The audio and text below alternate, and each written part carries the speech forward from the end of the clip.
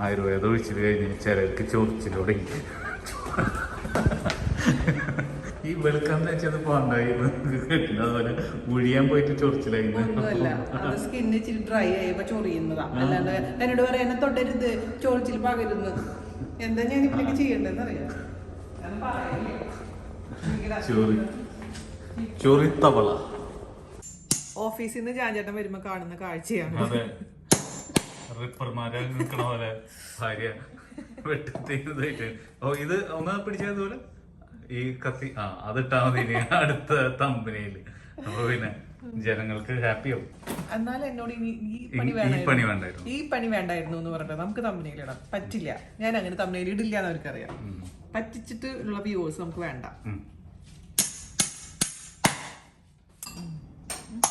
ഓലം ചേട്ടന് വലിയ ഇഷ്ടം. അയക്കണ കത്തിയുടെ ചുറ്റിക ഇതാണ് താങ്കൾ വാങ്ങിച്ചത്. അതിന്റെ ഉള്ളിൽ തന്നെയാണ്, ആ ബോക്സിന്റെ ഉള്ളിൽ നിന്ന് കിട്ടിയത്. എന്താ ഉദ്ദേശമാണ്? അതുന്റെ പ്രിയപ്പെട്ട മാംഗോസ് വന്നിട്ടുണ്ട്. കഴിഞ്ഞ കൊല്ലം ഞാൻ ഓർമ്മയില്ല, ഒരു വലിയ മഹാസംഭവം നടന്നത്. ഇതേപോലെ ലുലുക്കാര് മാങ്ങ കൊടുത്തിട്ടിട്ട് ആർത്തി മൂത്തിട്ട് വാഷ് ചെയ്യാണ്ട് കഴിച്ചു എന്നൊക്കെ പറഞ്ഞിട്ട് പ്രശ്നം ഉണ്ടാക്കി ആൾക്കാര്. പിന്നെ ഇത് വാഷ് ചെയ്യണ്ടേ? ഇപ്പൊ തൊട്ടില്ലേ? അത് ഭംഗിയില്ല. അപ്പൊ അടുത്ത തമ്മിലേ മാങ്ങയോടൊപ്പം മാങ്ങയെ കെട്ടിപ്പിടിച്ചൊരു ഉമ്മ.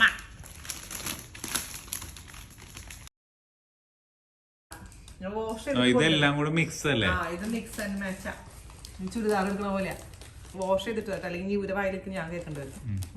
മാമ്പഴ പുളിശ്ശേരിക്കുള്ള മാങ്ങ റെഡി ആയിട്ടുണ്ട് കേട്ടാ. അപ്പൊ നമുക്ക് നാളെ മാമ്പഴ പുളിശ്ശേരി വെച്ച് തകർക്കാം. മാങ്ങയുടെ ഒരു മണം വരുന്നുണ്ട്. മാങ്ങയുടെ മണോ? അതെന്ത് ഇങ്ങനെയാണോ ചപ്പിക്കുടി മാങ്ങ കഴിക്കുക? നിങ്ങളൊക്കെ കഴിക്കാനും അറിയില്ല. എന്താണെന്നറിയാമോ? പുഴു ഉണ്ടോന്ന് അറിയാൻ വേണ്ടി നോക്കിയതാ. അല്ലെങ്കിൽ ഞാൻ പുഴു കഴിച്ചിട്ട് അവസാനം നോക്കി കഴിഞ്ഞ പുഴുവിന് അയ്യോ ഞാൻ നോൺ വെജ് കഴിച്ചെന്ന് പറയാൻ പാടില്ല. കഴിഞ്ഞാലും ഇതൊന്നും നോക്കിയില്ലല്ലോ. കഴിഞ്ഞ കൊല്ലം കുറെ നാള് കഴിക്കാനിരുന്ന് കഴിച്ചതാ. ഇതിപ്പോ ഞാൻ സ്ഥിരം മാങ്ങ കഴിക്കുന്നുണ്ട്. ഇതുപോലെ കഴിച്ചോ? Disturbing disgusting. എന്ത് പഞ്ച്? എന്ത് അച്ഛനെ ഇടിച്ച് ചമ്മന്തിയാക്കുന്ന? എന്താ പറയുന്നത്? പഞ്ച്? അമ്മ തടി പറഞ്ഞു പെട്ടെന്ന്. രാവിലെ വയറ് തീർത്തിരിക്കണ്, ഭയങ്കര തടി എന്നൊക്കെ പറഞ്ഞിട്ട് ഇപ്പൊ അതേ തരുണിമണിയായിട്ട് തരുണിമണിയായിട്ട്. വീണയ്ക്ക് സ്നാപ്ഷോപ്പിൽ ഡെലിവറി പിന്നെയും വന്നു. പിന്നെയും നാടൻ പടവലം. അല്ല സോറി, പാവയ്ക്ക. പടവലം പാവയ്ക്ക എപ്പോഴും തെറ്റിട്ടു. ഇടിയൻ ചക്ക. ഞാൻ ഇടി ചക്ക കൊണ്ട് എന്തുണ്ടാക്കണം വെച്ചിട്ടുണ്ടായിരുന്നല്ലോ. ചേമ്പ്, കൂമ്പ്, വാഴക്കൂമ്പ്. ആരും എനിക്ക് കമന്റ് ഇട്ടിട്ടുണ്ടായിരുന്നു, ചേച്ചി പറഞ്ഞിട്ടില്ല ഉണ്ടമുളക് വാങ്ങിക്കാനൊന്നും ആരെടുത്തും. ഞാൻ ഉണ്ടമുളക് ഉപയോഗിക്കുമ്പോൾ ഒരുപാട് പേര് ചോദിക്കാറുണ്ട് എവിടെ നിന്നാ കിട്ടിയെന്നുള്ളത്. അങ്ങനെ ഞാൻ പറഞ്ഞു സ്നാപ്പ് ഷോപ്പിൽ നിന്നാന്ന് പറഞ്ഞു. നിങ്ങൾ പറഞ്ഞിട്ട് ഞാൻ ഉണ്ടമുളക് സ്നാപ്പ് ഷോപ്പിൽ നിന്ന് ഓർഡർ ചെയ്തു. അതിനുശേഷം എന്റെ കറിയിലിട്ട് കറി നാശമായി പോയി. സാമ്പാറിലിട്ട് എന്തെങ്കിലും ഇട്ടിട്ട് കറി നാശമായി പോയി എന്ന് പറഞ്ഞിട്ട് ഞാൻ പറഞ്ഞിട്ടില്ല നിങ്ങളുടെ അടുത്ത് വാങ്ങിക്കാൻ. എനിക്കിഷ്ടമാണ്, ഞാൻ വാങ്ങിക്കുന്നുണ്ടെന്നല്ലാതെ നിങ്ങളുടെ അടുത്ത് ഒരിക്കലും ഞാൻ കമ്പൽ ചെയ്യാറില്ല. ഇത് ഇന്ന സ്ഥലത്തു നിന്നാണ് നിങ്ങൾ ചോദിച്ചാൽ മാത്രം ഞാൻ പറയാം അല്ലേ സ്നാപ്പ് ഷോപ്പിൽ നിന്നാണ്. അതേപോലെ തന്നെ ഞാൻ പാത്രങ്ങൾ പറയാറില്ല, ഞാൻ ലിങ്ക് ഇടാറില്ല. എന്നോട് ചോദിക്കും പാത്രങ്ങളുടെ പേര് ചോദിച്ചാൽ ഞാൻ പറഞ്ഞുതരും. നമ്മൾ പ്രൊമോഷൻ ഇല്ല മക്കളെ. അതുകൊണ്ട് നിങ്ങളുടെ കറിയിൽ ഇട്ടിട്ട് മോശമായി കഴിഞ്ഞാൽ ഞാൻ ഉത്തരവാദിയല്ല, ഞാൻ വാങ്ങിക്കാൻ പറയുന്നില്ല കേട്ടാ. ഓരോരുത്തർക്കും ഓരോ ഇഷ്ടങ്ങളല്ലേ. നിങ്ങൾക്ക് ചിലപ്പോൾ ഇഷ്ടപ്പെടുമായിരിക്കില്ല. അയ്യോ ഞാനിപ്പോൾ തന്നെ നാടൻ ഇഞ്ചി വാങ്ങിച്ചിട്ട് വന്നുള്ളൂ. എൻ്റെ മനസ്സറിഞ്ഞു ഇഞ്ചി, നാടൻ ഇഞ്ചി.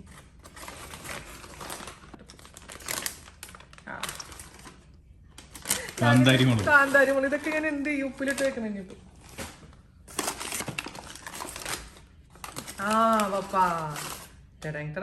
മഞ്ഞള്, ഇത് മഞ്ഞള് പുഴുങ്ങിയിട്ട് ഉണക്കിയിട്ട് ഞാൻ പൊടിക്കാൻ പോവാ. പച്ചമഞ്ഞളാണ് ഞാൻ വിചാരിച്ചോളൂ. പച്ചമഞ്ഞളുടെ കാര്യം. ബീട്രൂട്ട് കുട്ടി, പൈനാപ്പിള്, അമ്പഴങ്ങ. എന്ത് ചെയ്യാനാ? അമ്പഴങ്ങ നാടൻ 5 കൊണ്ട് ഞാൻ എന്താ ചേർക്കണം? അമ്പഴങ്ങ കൂട്ടാൻ വെച്ചാ അമ്പഴങ്ങ ചമ്മന്തി. പക്ഷെ എനിക്ക് ബേസിക്കലി അമ്പഴങ്ങ ഇഷ്ടമല്ല. നല്ല വൃത്തിയുള്ള മാങ്ങ വന്നിട്ടുണ്ട്. ഇത്ര നാളെ അതിന് എന്തൊക്കെയോ പ്രശ്നങ്ങൾ. വൃത്തിയുള്ള എന്തോ വാങ്ങിയത്? മാങ്ങ ചെപ്പിക്കുടി അല്ലല്ല, ഇത് വേറെ എന്തൊരു മാങ്ങ. നാടൻ മാങ്ങ.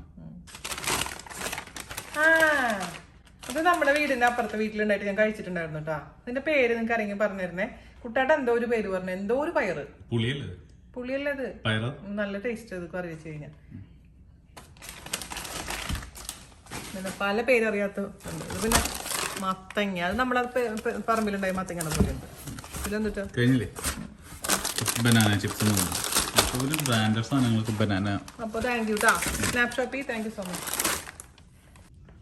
നിന്റെ സംശയങ്ങൾ എന്തൊക്കെയാണ് ചോദിച്ചേ? എന്ത് ചോദിച്ചോ? ധൈര്യം ചോദിച്ചോ. എന്ത് ചോദിക്കും? ഫാമിലി മാൻ കണ്ടിട്ടില്ല? ഫാമിലി മാൻ എന്ന് പറഞ്ഞ സീരീസ് ഞാൻ കണ്ടിട്ടുണ്ടായിരുന്നില്ല. എന്ത് പറ്റുമോ? ഞാൻ ഇങ്ങനെ അറിയാണ്ട് പോയതിൽ കണ്ടു എന്നായിരുന്നു എന്റെ മനസ്സിൽ വിചാരിച്ചോണ്ടിരിക്കണ്ടായിരുന്നു. അപ്പൊ ഞാൻ ഇന്നലെ തൊട്ടിട്ട് മിനിയാന്ന് തൊട്ടിട്ട് തുടങ്ങി, ഇന്ന് രാവിലെ കൊണ്ട് അവസാനിപ്പിച്ചു. അപ്പോൾ അത് ഫസ്റ്റ് സീരീസ് കഴിഞ്ഞത്, സെക്കൻഡ് സീരീസ് വന്നിട്ടില്ലല്ലോ. അപ്പൊ എന്റെ സംശയം എന്താണെന്ന് വെച്ച് കഴിഞ്ഞാൽ, അതിലത്തെ നമ്മുടെ നീരജ് ആണല്ലോ അതിലത്തെ എന്താ പറയാ പില്ലൻ. പുള്ളിക്കാരൻ നമ്മുടെ കെമിക്കൽ ഫാക്ടറിയിലത്തെ അതൊക്കെ ഓപ്പൺ ചെയ്ത് വിഷവാതകമൊക്കെ തുറന്നു വെച്ചിട്ടുണ്ട്. അദ്ദേഹം മരിക്കുകയും ചെയ്തു. അപ്പൊ എന്ത് സംഭവിച്ചു നമ്മുടെ ഡൽഹിക്ക്? അവിടെ ആൾക്കാർ ബാക്കിയുണ്ടോ, ജീവിച്ചിരിപ്പുണ്ടോ? കാരണം സെക്കൻഡ് പാർട്ട് വരുന്നതിലും മനോജ് വാജ്പേയി ആണുള്ളത്. അപ്പോ അദ്ദേഹം അവിടെ ഉണ്ടായിരുന്നില്ലേ ഡൽഹിയില്? അപ്പൊ എന്ത് സംഭവിച്ചു? ആരാണ് അത് ഇതാക്കി ശരിയാക്കിയത്?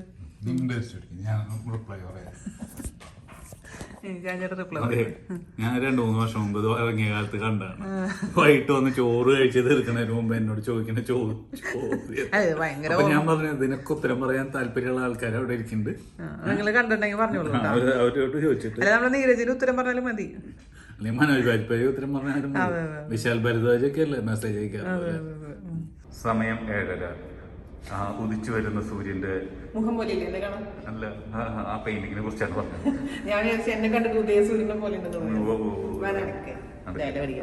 രാവിലെ തന്നെ ഇറങ്ങിയേക്കാണ്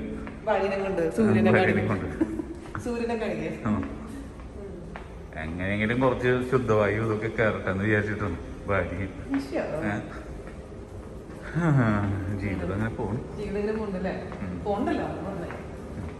ചീത്ത ചെയ്താ നിൽക്കും. ചീത്ത ശീലം ഇടയ്ക്ക് ചീത്ത ശീലയിലെ രസം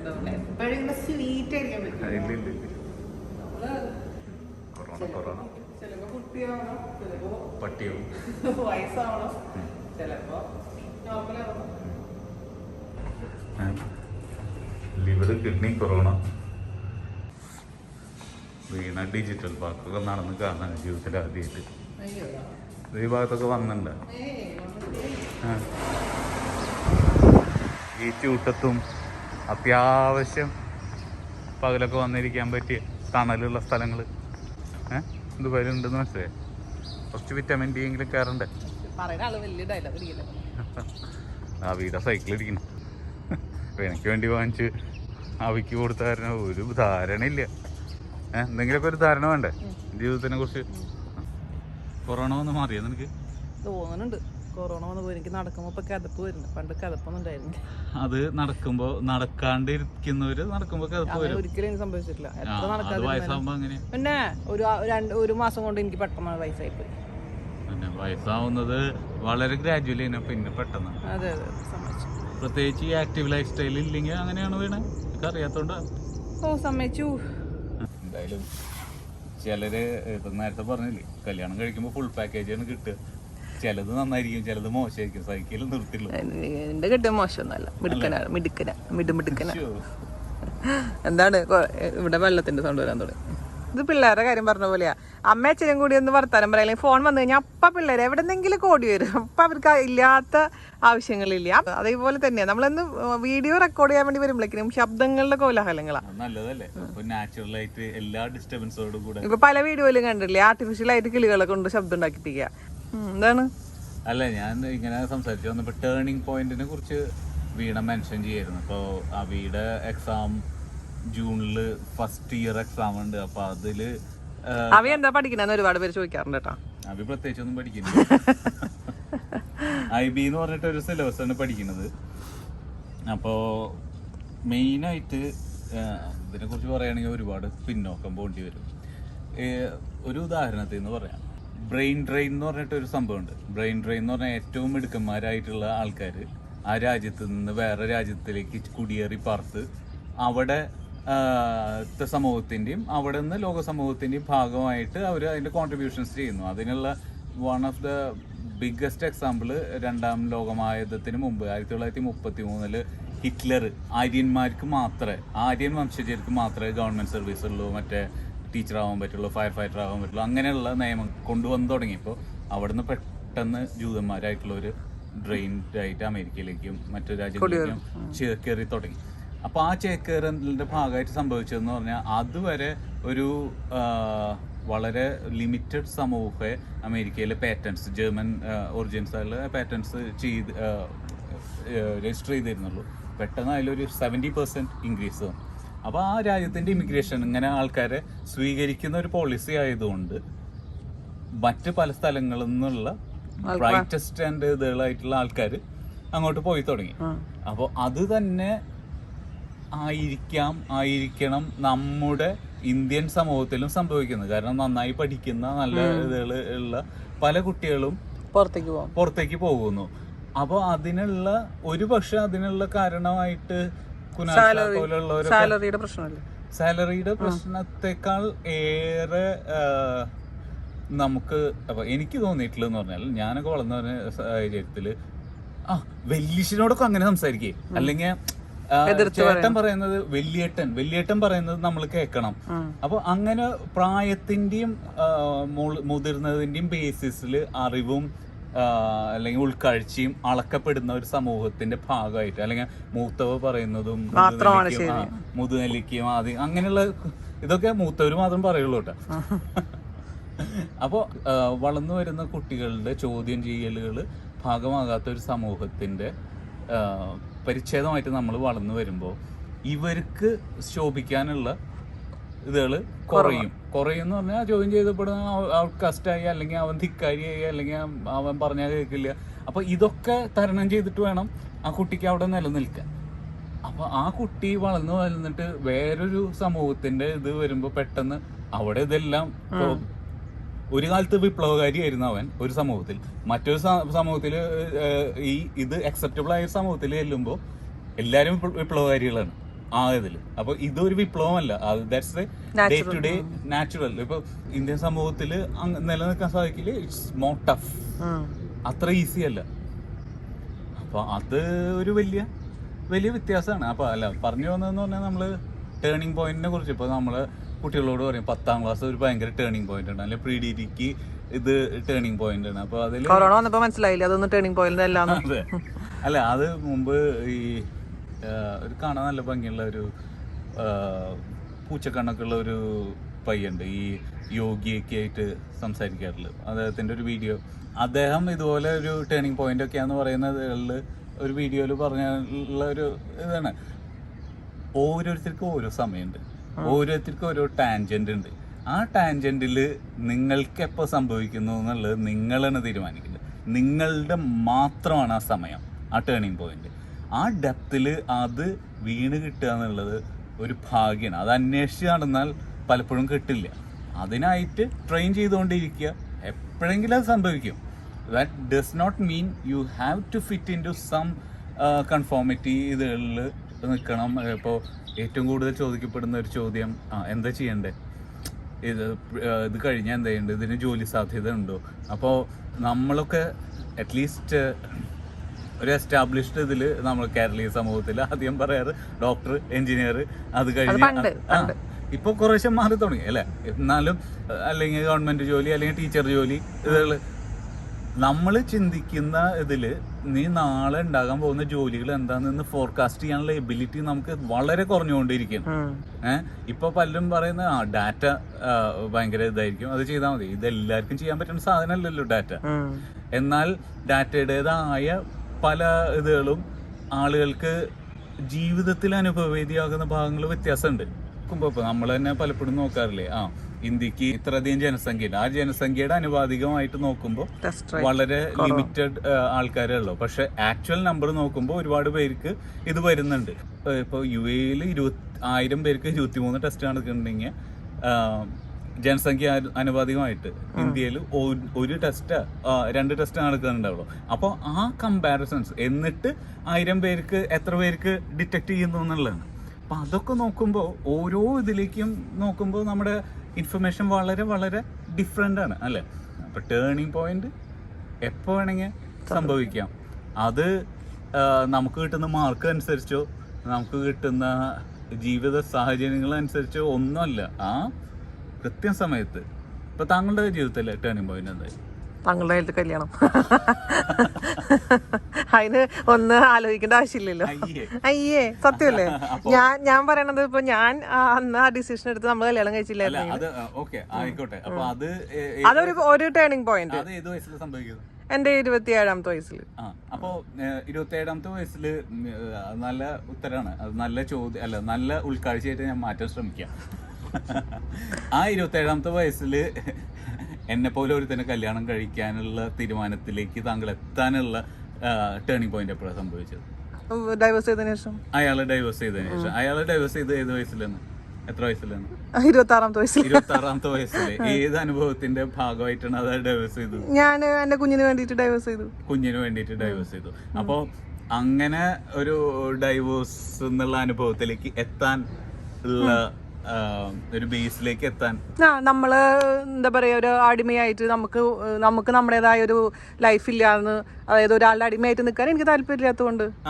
ഓക്കെ. അപ്പൊ ആ അടിമയാവാനുള്ള തീരുമാനത്തിലേക്ക് എത്താൻ അല്ലെ 22ാമത്തെ വയസ്സിൽ സംഭവിച്ച ഒരു തീരുമാനം അയാളുടെ ഇതിൽ ചെന്ന് പെട്ടു അല്ലെ. അപ്പോ ആ ഇതിലേക്ക് എത്താനുള്ള ഒരു മാനസികാവസ്ഥയിലേക്ക് എത്താൻ അതിന് മുമ്പുള്ള ജീവിത സാഹചര്യങ്ങളല്ലേ? തീർച്ചയായിട്ടും. അപ്പൊ അത് എവിടെന്നാ വന്നത്? എന്റെ വീട്ടിൽ നിന്ന്. താങ്കളുടെ വീട്ടില് സാഹചര്യങ്ങൾ കൊണ്ട്. കൊണ്ടായിരിക്കും. അതെ തീർച്ചയായും. അതിപ്പോ എല്ലാവരും അങ്ങനെയാണല്ലോ. അല്ല, അപ്പൊ ഞാൻ പറഞ്ഞു വന്നത് ഈ ടേണിംഗ് പോയിന്റ് താങ്കൾ പറഞ്ഞു എന്നെ കല്യാണം കഴിച്ചാണ് ടേണിംഗ് പോയിന്റ് എന്നുള്ളത്. ആ കല്യാണം കഴിച്ചത് ജീവിതത്തിൽ വലിയ ശരിയായിട്ട് താങ്കൾക്ക് തോന്നുന്നുണ്ടെങ്കിൽ ആ ഒരു ശരിയാണ് താൻ ചെയ്യുന്നത് എന്നുള്ള ഒരു ഡിസിഷനിലേക്ക്, അത് കല്യാണം കഴിക്കുമ്പോ അറിയില്ലായിരുന്നു. കല്യാണം കഴിക്കുമ്പോ ഇത് ഒരു സാധ്യത മാത്രമായിരുന്നു. അത് നമ്മളിപ്പോ എന്തും അങ്ങനെയാണല്ലോ. ഇപ്പൊ ജോലി ആണെങ്കിലും താങ്കൾ എംബ്രേഡ്സിൽ ജോയിൻ ചെയ്തപ്പോഴും ബ്രിട്ടീഷ് എയർവേസിനേക്കാൾ നല്ലതാവും എന്നുള്ളൊരു സാധ്യത മുൻകൂർ എന്റെ മനസ്സിലുള്ളതുകൊണ്ടാണ് അതിലേക്ക് ജോയിൻ ചെയ്തത്. അല്ല, ഞാൻ പറഞ്ഞത് അപ്പൊ ആ ശരിയിലേക്ക് എത്താനുള്ള വഴികളിൽ ഒരുപാട് ഡിസിഷൻസ് നമ്മൾ എടുത്തിട്ടുണ്ട്. അതിൽ തെറ്റുകളും ശരികളും ഉണ്ട്. ആ സാഹചര്യങ്ങൾക്ക് അനുസൃതമായിട്ടുള്ള ഡിസിഷൻസ് എടുത്തിട്ടുണ്ട്. സമ്മർദ്ദം കൊണ്ടുള്ള ഡിസിഷൻസ്, എതിരായിട്ടുള്ള ഡിസിഷൻസ് എടുത്തിട്ടുണ്ട്. ഓരോ ഡിസിഷനിലും നിങ്ങൾ പഠിക്കുന്നുണ്ട്. ആ പഠനം ഫീഡ്ബാക്സും ആണ് വീണ്ടും ഒരു ടെസ്റ്റ് നടത്തി നോക്കാം, ഇത് ശരിയായി ഭാഗ്യം എന്നുള്ള ഇതിലേക്ക് എത്തുന്നത്. അതേ ഇതിലൂടെ തന്നെയാണ്. അപ്പൊ ഞാൻ പറഞ്ഞു വന്നത് ആ ഒരു കറക്റ്റ് ഡിസിഷൻ അല്ലെങ്കിൽ കറക്റ്റ് ഓപ്ഷനിലേക്ക് ചെന്നെത്താൻ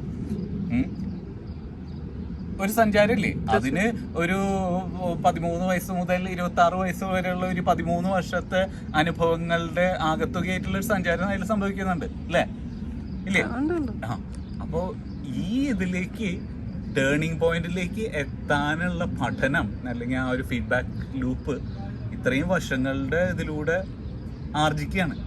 അപ്പോൾ ഇതില് ഏത് വർഷമാണ് 15ാമത്തെ വയസ്സിൽ ടേണിംഗ് പോയിന്റ് എന്ന് പറയുന്നതിൽ എന്താ അർത്ഥം എന്നാണ് എന്റെ ചോദ്യം. അതുണ്ട്. അല്ല, ഞാൻ പറഞ്ഞില്ലേ, ഇപ്പോ ഞാൻ പറഞ്ഞ പോലെ ജീവിത സാഹചര്യങ്ങൾ വളരെ ഒരു ഇമ്പോർട്ടൻ്റ് ആയിട്ടുള്ള ഒരു കാര്യമാണ്. ഇപ്പോൾ താങ്കൾക്ക് കിട്ടിയ എക്സ്പോഷറിന്റെ കാൽഭാഗം പോലും എനിക്ക് കിട്ടിയിട്ടില്ല. ആ ഒരു രീതി നോക്കുകയാണെങ്കിൽ, അതായത് ഇപ്പോൾ ഈ പറഞ്ഞ പോലെ അമ്മ, അച്ഛൻ, ഞാൻ എന്നുള്ളൊരു ജീവിതമായിരുന്നു 15 വയസ്സ് വരെ. ഈവൻ നമുക്കൊരു സിബ്ലിംഗ് ഇല്ല, കൂടപ്പിറപ്പില്ല.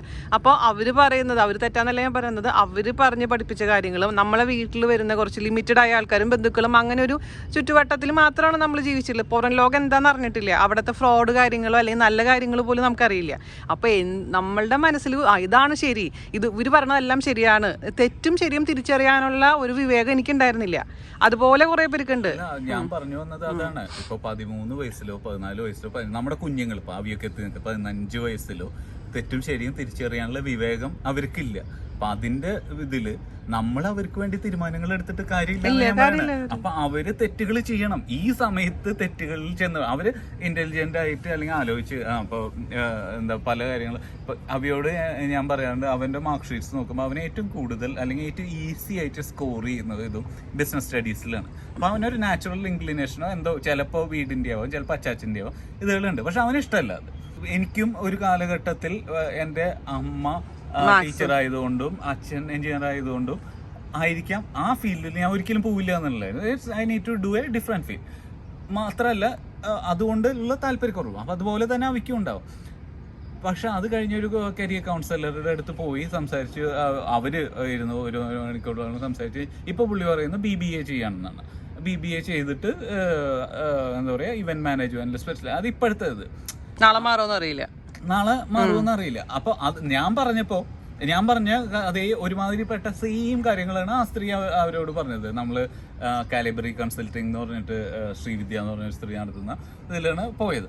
അപ്പോൾ അവര് പറഞ്ഞത് എപ്പോൾ കോളേജിലോ എന്തെങ്കിലും ജോയിൻ ചെയ്യുക എന്തെങ്കിലും ആയാലും ഇമ്മീഡിയറ്റ് ആയിട്ട് ഏതെങ്കിലുമൊക്കെ ജോലി ചെയ്യുക. ഇപ്പോൾ ഒരു ഹോട്ടലിലെ സപ്ലയർ ആയിട്ടോ ഇതൊക്കെ ആണെങ്കിലും അപ്പോൾ ജോലി ചെയ്യുമ്പോൾ ആ കമ്പനി എങ്ങനെയാണ് നടക്കണമെന്ന് അറിയാം, ആ ടീം എങ്ങനെയാണ് ഫങ്ഷൻ ചെയ്യണമെന്ന് അറിയാം, അവിടേക്കുള്ള ചലഞ്ചസ് എന്തൊക്കെയാണെന്ന് അറിയാം. നമ്മൾ ഒരു ഒരു മെഷീനിലെ ഒരു കഷ്ണം ഒരു ക്ലോഗായിട്ട് മാത്രമല്ല അവിടെ വർക്ക് ചെയ്യുന്നത്. നമ്മുടെ ബുദ്ധിയും വിവേകവും ഇമാജിനേഷനും ഒക്കെ കൂടിയാണ് നമ്മൾ അവിടേക്ക് പോകുന്നത്. അപ്പോൾ നമ്മൾ ഡോട്ട്സ് കണക്ട് ചെയ്തു, ഇതുകൊണ്ടാണ് ഇന്നത് ചെയ്തത്. അപ്പോൾ അങ്ങനെ ഓരോ എൻവയോൺമെൻറ്റിലും നമ്മൾ ചെന്ന് പെടുകയും അത് പഠിക്കുകയും ചെയ്യുമ്പോൾ അവിടെയാണ് ജീവിതം കറക്റ്റായിട്ട്. എന്നിട്ട് ബിസിനസ് ബുക്സും സാധനങ്ങളും ഇതുകളൊക്കെ ഈ പുസ്തകത്തിൽ എഴുതിയതും ജീവിതമായിട്ടുള്ള കണക്ഷൻ ഇതാണെന്നുള്ളത് മനസ്സിലാവും. ആ ഓരോരുത്തർക്കും ഓരോ രീതികളുണ്ടാവും. ചിലപ്പോൾ പറയാം ആദ്യത്തെ പ്രണയമായിരിക്കാം ടേണിംഗ് പോയിന്റ്, താങ്കൾക്ക് അങ്ങനെ ആയിരിക്കാം,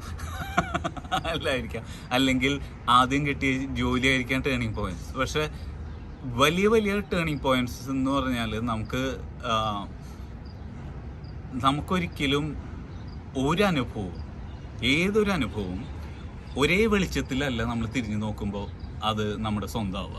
ഒരു കാലത്ത് ഒരു ഭയങ്കര ബിഗ് ആയിട്ട് തോന്നിയ അനുഭവം പിൽക്കാലത്ത് അന്ന് എന്തൊരു പൊട്ടനായിരുന്നു ഞാൻ, എങ്ങനെയായിരുന്നു, അല്ലെങ്കിൽ ഏറ്റവും വലിയ വിജയമായി തോന്നിയത് ചിലപ്പോൾ ഏറ്റവും വലിയ പരാജയമായിട്ടോ അല്ലെങ്കിൽ ഒരു മൈന്യൂട്ട് വിജയമായിട്ടോ നമുക്ക് മാറുക. അപ്പോൾ അത് ഇങ്ങനെ ഒരു ടേണിംഗ് പോയിന്റ് എന്ന് പറഞ്ഞാൽ ഒരു വയസ്സിനെ പറയാൻ പറ്റില്ല, ഒരു സമയത്തെ പറയാൻ പറ്റില്ല. It's A series of things happening. അപ്പോൾ ഈവൻ സ്കൂളുകൾക്കും ഞാൻ കൊടുക്കാറുള്ള ഈ ഫീഡ്ബാക്സ് കൊടുക്കാറുള്ള, നിങ്ങൾക്ക് അക്കാഡമിക് ഇതിന് വേണ്ടിയിട്ടാണ് സ്കൂളിൽ മിക്കവാറും പാരൻസ് പറഞ്ഞു വിടുന്നത്, ഇൻഡിവിജ്വൽ അറ്റൻഷൻ എന്നൊക്കെ പറഞ്ഞിട്ട്. അതിൽ പുനാശാനപ്പോഴുള്ളവർ പറഞ്ഞിരുന്ന കാര്യം ഇത് എന്താണ്, responsibility to understand something lies completely with you. എന്നിട്ട് അണ്ടർസ്റ്റാൻഡ് ചെയ്യുമ്പോൾ ഈ സംഭവങ്ങൾ മുഴുവൻ മനുഷ്യന്മാരുണ്ടാക്കിയതാണ്, ഈ നിയമങ്ങൾ മുഴുവൻ മനുഷ്യന്മാരുണ്ടാക്കിയതാണ്. ഗവൺമെൻറ്, കുടുംബം, ഇതെല്ലാം സങ്കല്പങ്ങളാണ്. ഈ സങ്കല്പങ്ങൾക്കനുസരിച്ച്, ഇന്നലകളുടെ സങ്കല്പങ്ങൾക്കനുസരിച്ച് നാളെയിലെ വ്യക്തികൾ ജീവിക്കണമെന്നില്ല. അവർക്ക് ആ സങ്കല്പങ്ങൾ മാറ്റാം. ഇപ്പോൾ 20 വർഷം മുമ്പ് ഉദാഹരണത്തിന് വാത്സല്യത്തിൽ ഗീതയുടെ മുഖത്തടിക്കുന്ന മമ്മൂട്ടിയെ അന്ന് വലിയേട്ടൻ എന്നുള്ളതിൽ വലിയ ആരാധകനായി ഇവിടെ കിളി ശരിക്കുള്ള കിളിയത് ആരാധനയോടെ നോക്കി കണ്ടിരുന്ന സംഭവം നമുക്കുണ്ടായിരുന്നു. പക്ഷെ ഇപ്പോൾ അതിന് എന്താ പറയുക, പാട്രിയാർക്കിയുടെ ഒരു ഇതായിട്ടും അങ്ങനെ ഒരു വലിയേട്ടനെ തള്ളിപ്പറയുന്ന ഒരു സമൂഹം കേരളത്തിൽ ഒരുപാട് വന്നു തുടങ്ങി, ചോദ്യം ചെയ്യുന്ന സമൂഹം വന്നു തുടങ്ങി. അതിൽ ഒരുപാട് പ്രതീക്ഷയുണ്ട് എനിക്ക്. ചോദ്യം ചെയ്യുന്ന സമൂഹം വരുമ്പോൾ നമ്മൾ പ്രായമാകുമ്പോഴാണ് അത് വരുന്നത്. അപ്പോൾ അതിൽ രസം എന്ന് പറഞ്ഞാൽ മിക്കവാറും ചോദ്യം ചെയ്യാൻ പോകുന്നത് നമ്മളെയാണ്. And I really enjoy it. ഒരു കാലത്ത് ആനി കത്തിക്കയറിയിരുന്നത് ഇന്നിപ്പോൾ നിമിഷ സജയൻ്റെ ഇൻ്റർവ്യൂ എടുത്ത ആൾക്കാർ പറയുന്നത് എന്താ ആനി അങ്ങനെ സംസാരിക്കുന്നതെന്ന് ചോദിക്കുന്ന സമൂഹത്തിൻ്റെ മാറുന്ന കാഴ്ചപ്പാടുകളാണ്. ആ ചോദ്യം ചെയ്യലുകൾ അതാണ് ഒരു സമൂഹത്തിനെ വളർത്തുന്നത്, അതിനെ ഇവോൾവ് ചെയ്യിക്കുന്നത്. അപ്പോൾ അതിൽ ഈ ടേണിംഗ് പോയിന്റും ഇതുകളും എല്ലാം it should be every year should be a turning point. ഇന്നലകൾക്കനുസരിച്ചല്ല ഞാൻ നാളുകളിൽ ജീവിക്കാൻ പോകുന്നതെന്ന് നമുക്ക് തന്നെ നൽകുന്ന ഒരു വാഗ്ദാനത്തിന്റെ ഭാഗമാണ്. അല്ല, ഞാൻ പറഞ്ഞിട്ടുണ്ടല്ലോ എപ്പോഴും, നമ്മളിപ്പോ കഴിഞ്ഞ 5 വർഷത്തിനുള്ളിൽ പല ടോപ്പിക്സും നമ്മൾ സംസാരിച്ചിട്ടുണ്ട്, ഈവൻ വീടിനെ പറ്റി സംസാരിച്ചിട്ടുണ്ട്. പക്ഷെ അന്നത്തെ ഒരു കൺസെപ്റ്റ് അല്ല നമുക്ക് ഇത്രയും വർഷങ്ങൾ മാറിയപ്പോ വീടിനെ കുറിച്ച് കൺസെപ്റ്റ് എന്ന് വെച്ചാൽ നമ്മൾ ആ വീട് വാങ്ങിക്കുന്ന കാര്യത്തിലാണെങ്കിൽ കുറച്ച് ഇത് സംസാരിച്ചിട്ടുണ്ടായിരുന്നു. അപ്പൊ അത് വാങ്ങിക്കുന്ന കാലഘട്ടത്തിൽ എന്ന് പറഞ്ഞാൽ ഇപ്പോ ഒരു ഇതുകൾ പറയാം, നമ്മൾ ആ കാലഘട്ടത്തിൽ നമ്മൾ മെയിനായിട്ട് സംസാരിച്ചിരുന്നത് ഇങ്ങനെ ഒരു വലിയ ഇൻവെസ്റ്റ്മെന്റ് അതിലേക്ക് നടത്തിയിട്ട് നമ്മുടെ ജീവിക്കുന്നതിൽ നമുക്ക് താല്പര്യം ഇല്ല എന്നുള്ളതായിരുന്നു ഇത്. അപ്പോൾ നമ്മൾ ട്രാവൽ ചെയ്യാനും അനുഭവങ്ങൾ ഇതാക്കാനും ഒക്കെയാണ് കൂടുതൽ ഇതുകൾ പ്രാമുഖ്യം കൊടുത്തിരുന്നത്. അപ്പൊ അതിൽ സംഭവിച്ചതെന്ന് പറഞ്ഞാൽ മെയിനായിട്ട് കൊറോണ ഒരു വലിയ ഇതായിരുന്നു. ഇനി ഒരു വലിയൊരു കാലഘട്ടത്തിലേക്ക് വലിയ കാര്യമായ ഒരു ട്രാവൽ എന്നുള്ള രീതിയിൽ നമ്മൾ പേഴ്സണലി ചിന്തിക്കാത്തൊരവസ്ഥയിലേക്ക് നമ്മൾ എത്തി അല്ലേ. അല്ലെങ്കിൽ കഴിഞ്ഞ 2 വർഷത്തിൽ മെയിനായിട്ട് ട്രാവൽസ് എല്ലാം വളരെ കുറവായിരുന്നു. അപ്പോൾ അനുഭവങ്ങൾ ശോഷിക്കാൻ തുടങ്ങി, ഒരുപാട് അനുഭവങ്ങൾ ശോഷിക്കാൻ തുടങ്ങി. അനുഭവങ്ങൾ ശോഷിക്കുമ്പോൾ മനുഷ്യൻ്റെ ജീവിതം പ്രമുഖമായിട്ടും മനസ്സിലേക്ക് കിടക്കണം.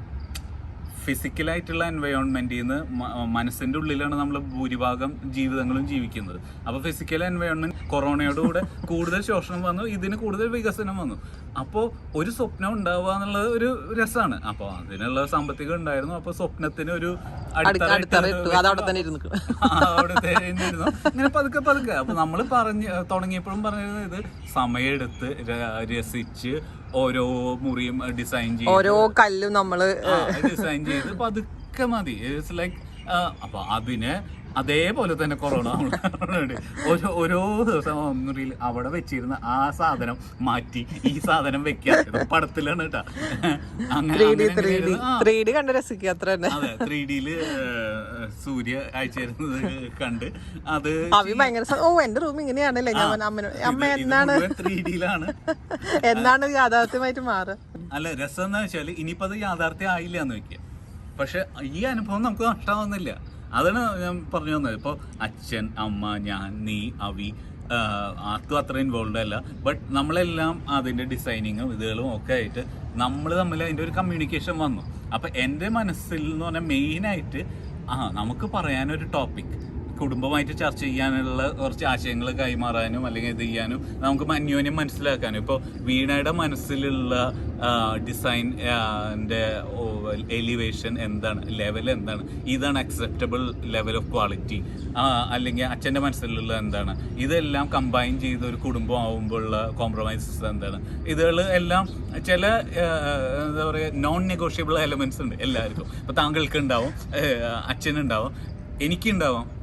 എനിക്കുള്ള ഒരു non negotiable is A sense of space. ബാക്കിയെല്ലാം വേറെ എങ്ങനെ കൊണ്ടിട്ടാലും എനിക്ക് കുഴപ്പമില്ല. പിന്നെ യൂട്ടിലിറ്റി വാല്യൂ, ഒരു ഭംഗിക്ക് വേണ്ടി മാത്രം ചെയ്തു വെക്കുന്നതിനോട് താല്പര്യമില്ല അതിൽ. അപ്പോൾ അങ്ങനെയുള്ള സംഭാഷണങ്ങൾ വരാനും അത് ഉപകരിച്ചു അല്ലേ. അപ്പോൾ അല്ലെങ്കിൽ അതിനെക്കുറിച്ച് ചിന്തിക്കാറില്ല. അപ്പോൾ അത് പറഞ്ഞു വന്നപ്പോഴാണ് മിക്കവാറും പേര് നല്ലൊരു ആർക്കിടെക്റ്റിനെ കൊണ്ട് ചെയ്യിച്ചു, അല്ലെങ്കിൽ പല ഇൻറ്റീരിയർ ഡിസൈനറെ കൊണ്ട് അവരെ ഏൽപ്പിച്ചു, അവരങ്ങോട്ട് ചെയ്തു തന്നു, അതനുസരിച്ച് നമ്മൾ എടുത്തു എന്നല്ലാതെ ഇത് അങ്ങനെയല്ല. ഓരോ ഇതിലും ഇത് വരുന്നുണ്ട്. അപ്പോൾ ആ ഒരു experience is still A better than A blank experience അല്ലേ.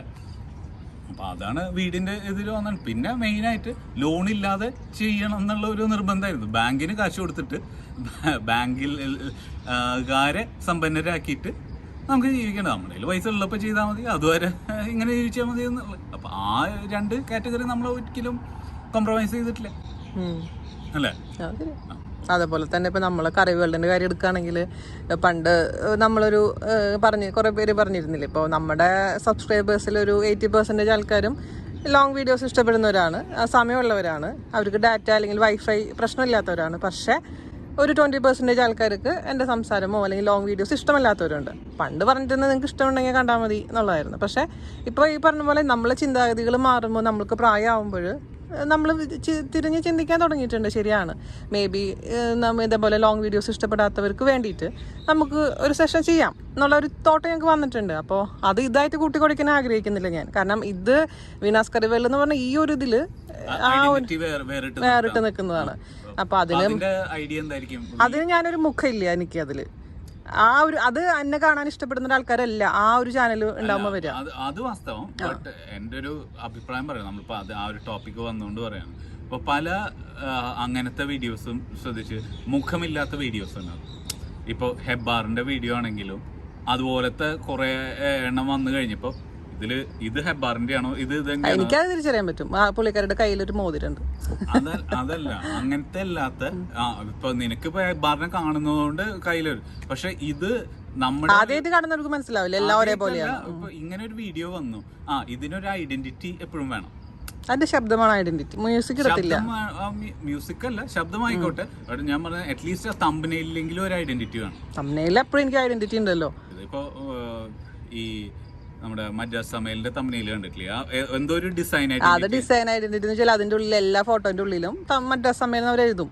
ആ ഒരു അത് കണ്ടു കഴിഞ്ഞാൽ പുതിയ ചാനൽ തുടങ്ങും നമുക്ക് എന്തെങ്കിലും ചെയ്യണം. പക്ഷെ ഇതെന്ന് പറഞ്ഞാൽ എനിക്ക് എന്താ മെയിൻ പ്രശ്നം എന്ന് വെച്ച് കഴിഞ്ഞാൽ നമ്മുടെ ഫോട്ടോന്റെ ഭംഗി, ഞാൻ പലപ്പോഴും എന്റെ ഫോട്ടോ അല്ലെങ്കിൽ നമ്മുടെ ഇമേജ് നമ്മുടെ ലോഗോ ഒക്കെ വെച്ചിട്ടുണ്ട് ഞാൻ. പക്ഷെ അപ്പൊ വരുമ്പോ എനിക്കെന്ന് പറഞ്ഞാൽ മെയിൻ ആയിട്ട് ആ ഒരു പിക്ചർ ഷുഡ് ബി അല്ല, ഞാൻ എന്റെ ഇപ്പോഴത്തെ കാര്യങ്ങളുടെ കാര്യം ഞാൻ പറയുന്നത്. ഒരു ചാനലിൽ നമ്മൾ അത് ചെയ്തു. ഇവിടെ എന്ന് പറഞ്ഞാൽ it's like you are defying yourself. നിങ്ങളുടെ നാച്ചുറൽ ഇൻക്ലിനേഷന് നേരെ എതിരെ പോകുന്ന ഒരു സാധനമാണ് അല്ലെ? Just points, no bla bla bla. അപ്പൊ അങ്ങനെയുള്ള അതുകൂടി ആവുമ്പോ അല്ലെ, ഇത് ഒരു ഐഡന്റിറ്റി വേണം. ഐഡന്റിറ്റി എങ്ങനെ ക്രിയേറ്റ് ചെയ്യണം എന്നുള്ളത് താങ്കൾ ചിന്തിക്കേണ്ടത്. അത് ഒരു പക്ഷെ താങ്കളുടെ ഫോട്ടോ ആവാം, അല്ലെങ്കിൽ എന്തും ആവാം, ഇപ്പൊ പേര് ആവാം. ബട്ട് ആ തംബ്നെയിൽ കാണുമ്പോൾ അല്ലെങ്കിൽ ആ വീഡിയോ കാണുമ്പോൾ ഫുൾ അതിൽ ആ ഒരു ഫീൽ ഷുഡ് ബി, അതിന്റെ പാറ്റേൺ മാറുന്നതോ എന്തും ആവാം അല്ല. അതൊരു തിങ്ക് ചെയ്യേണ്ട ഒരു കാര്യമാണ്. അല്ല, അതിനെക്കുറിച്ചൊരു ആലോചന നടക്കുന്നുണ്ടെന്ന് നിങ്ങളോട് പറയായിരുന്നു. അപ്പോൾ എന്നെ ഇഷ്ടപ്പെടുന്ന ഈ ലോങ് വീഡിയോസ് ഇഷ്ടപ്പെടുന്നവർ ഇത് കാണും ഭാവിയില്. ഒരു പേര് വേണമെങ്കിൽ സജസ്റ്റ് ചെയ്യാം. മറ്റേത് വീണാസ് കറി വേൾഡ് ആയിരുന്നു, ഇത് വീണാസ് റെസിപ്പീസ്. അത് മറ്റേ അതായത് ഷോർട്ട് എന്നുള്ള രീതിയിൽ നമുക്ക് അല്ലെങ്കിൽ അത് റെസിപ്പി എന്ന് പറയുമ്പോൾ ഇതിൽ റെസിപ്പി മാത്രമേ ഉള്ളൂ. അത് വേറൊരു കാരണമുണ്ട് റെസിപ്പീസ് എന്ന് പറയാൻ. കാരണം റെസിപ്പി അന്വേഷിച്ച് വരുന്നവരാണ് ഇത്. പൈസയേക്കാളേറെ സമയത്തിന് വിലയുള്ള ആൾക്കാരാണ്. ഇപ്പോൾ ഈ തിരക്ക് എന്ന് പറയുന്ന ആളുകൾ, വീഡിയോയിലേക്ക് സംസാരം കൂടുതലാണെന്ന് പറയുന്ന ആൾക്കാർ ഏതാ? ജോലിക്ക് പോകുന്നവരാ. ശരിയാണ്, അത് എന്റെ വീഡിയോസ് പറ്റില്ല. ആ ടൈമിന് ഭയങ്കര വാല്യൂ ആണ്. അപ്പൊ ആ ജോലിക്ക് പോകുന്ന ആൾക്കാരാവുക, അല്ലെങ്കിൽ ബാച്ചിലേഴ്സോ മറ്റോ. ഇപ്പൊ ഇന്നലെ ഉണ്ടായില്ലേ ഈ സാധനം, ഇതൊക്കെ ശരിക്കും വെച്ചിട്ട് പറയല്ലേ ചേച്ചി, അത് പണ്ടത്തെ അല്ല, ഞാൻ കുറെ മാറ്റങ്ങൾ അല്ലല്ല ഞാൻ ഉദ്ദേശിച്ചത്. അപ്പൊ അതുപോലുള്ള ആൾക്കാരുടെ ഒരു കമ്മ്യൂണിറ്റിയാണ് ഇതിന്റെ താല്പര്യമുള്ള ആൾക്കാർ. അതിന് എനിക്ക് വന്നൊരു മാറ്റം എന്ന് വെച്ച് കഴിഞ്ഞാൽ, ഞാൻ തുടക്കത്തിൽ ഒരു 2 വർഷം 3 വർഷം എന്ന് പറഞ്ഞാൽ നമ്മൾ കുറച്ചും കൂടി ഫ്രീ ആയിരുന്നു. ഇപ്പോ എന്ന് പറയുമ്പോൾ ഞാനും കുറച്ച് ബിസിയായി. എന്റെ വീഡിയോസും കുറച്ചും കൂടെ ഷോർട്ടാണ്. ഒരുപാട് വർത്താനൊന്നും ഞാൻ എന്റെ നാട്ടു വർത്താനം ഞാനിപ്പോ പറയാറില്ല. അതിന് വേണ്ടിയിട്ട് നമ്മൾ വ്ളോഗ് ചെയ്യുന്നത്. പണ്ട് നമുക്ക് വ്ളോഗിങ് ഉണ്ടായിരുന്നില്ല, ബിഹൈൻഡ് ദ സീൻ ആയിരുന്നു. ഇപ്പൊ കുറെ പേര് പറയാറുണ്ട് എന്താ ചേച്ചി ബിഹൈൻഡ് ദ സീൻ ഇടാത്തതെന്ന്. നമ്മൾ വ്ളോഗില് ഇത് അത്യാവശ്യം നമ്മൾ ഫാമിലി മാറ്റേഴ്സും കാര്യങ്ങളും വരുന്ന കാരണം ആ ബിഹൈൻഡ് ദ സീൻ വേണ്ടാന്ന് വെച്ചതാണ്. മാക്സിമം ഇപ്പൊ 15 മിനിറ്റാണ് എന്റെ ലോങ് വീഡിയോസ് ഇപ്പോൾ റീസെന്റ് ആയിട്ട് വരുന്നത്. അതിൽ ആ റെസിപ്പിനെ പറ്റി മാത്രമേ ഞാൻ പറയുന്നുള്ളൂ. പിന്നെ ഇൻട്രൊഡക്ഷൻ, അതിലൊരു 30-40 സെക്കൻഡേ ഉള്ളൂ ഇൻട്രൊഡക്ഷൻ എന്ന് പറയുന്നത്.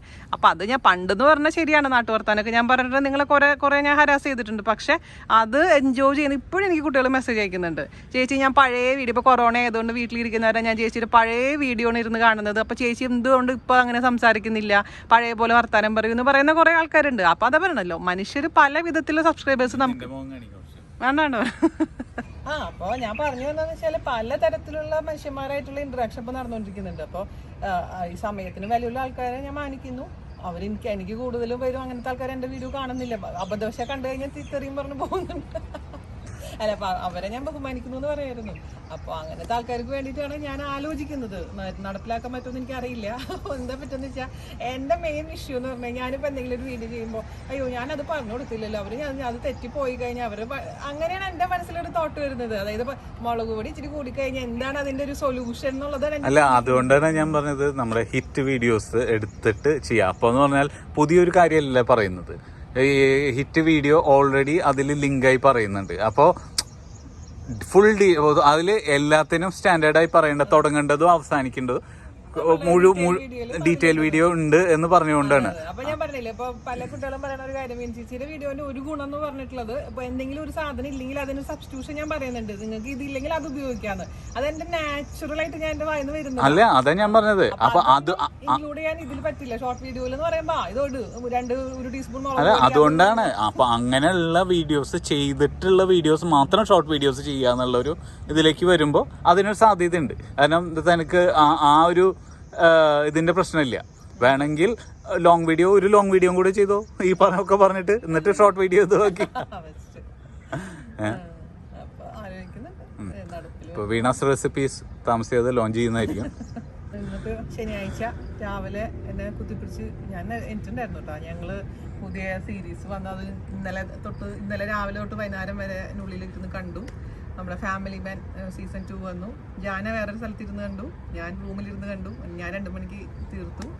അപ്പോൾ അത് എന്നിട്ട് പക്ഷേ 6 മണിക്ക് എണീറ്റു. വെയിൽ കൊള്ളാൻ വേണ്ടി വന്നത്. അപ്പോൾ എന്നൊക്കെയാണ് വിശേഷങ്ങൾ.